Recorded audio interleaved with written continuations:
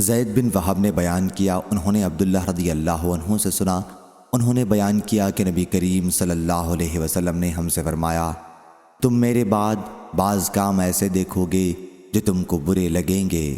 صحابہ رضی اللہ عنہم نے عرض کیا، یا رسول اللہ صلی اللہ علیہ وسلم، آپ اس سلسلے میں کیا حکم فرماتے ہیں؟ حضرت صلی اللہ علیہ وسلم نے فرمایا، انہیں ان کا حق ادا کرو اور اپنا حق اللہ سے مانگو۔ صحیح بخاری حدیث نمبر 7052۔ ابن عباس رضی اللہ عنہ نے بیان کیا کہ نبی کریم صلی اللہ علیہ وسلم نے فرمایا، جو شخص اپنے امیر میں کوئی ناپسند بات دیکھے تو صبر کرے۔ خلیفہ کی اطاعت سے اگر کوئی بالشت بھر بھی باہر نکلا تو اس کی موت جاہلیت کی موت ہوگی۔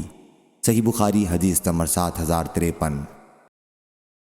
ابو رجاء عطاردی نے بیان کیا، انہوں نے کہا کہ میں نے ابن عباس رضی اللہ عنہ سے سنا، ان سے نبی کریم صلی اللہ علیہ وسلم نے فرمایا، جس نے اپنے امیر کی کوئی ناپسند چیز دیکھی تو اسے چاہیے کہ صبر کرے، اس لیے کہ جس نے جماعت سے ایک بالشت بھر جدائی اختیار کی اور اسی حال میں مرا تو وہ جاہلیت کسی موت مرے گا۔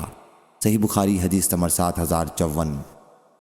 جنادہ بن ابی امیہ نے بیان کیا کہ ہم عبادہ بن صامت رضی اللہ عنہ کی خدمت میں پہنچے، وہ مریض تھے، اور ہم نے عرض کیا، اللہ تعالیٰ آپ کو صحت عطا فرمائے، کوئی حدیث بیان کیجئے جس کا نفع آپ کو اللہ تعالیٰ پہنچائے۔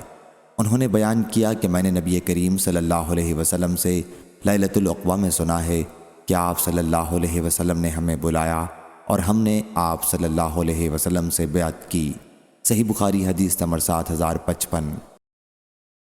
انہوں نے بیان کیا کہ جن باتوں کا حضرت صلی اللہ علیہ وسلم نے ہم سے عہد لیا تھا ان میں یہ بھی تھا کہ خوشی و ناگواری، تنگی اور کشادگی، اور اپنی حق تلفی میں بھی اطاعت و فرما برداری کریں، اور یہ بھی کہ حکمرانوں کے ساتھ حکومت کے بارے میں اس وقت تک جھگڑا نہ کریں جب تک ان کو اعلانیہ کفر کرتے نہ دیکھ لیں۔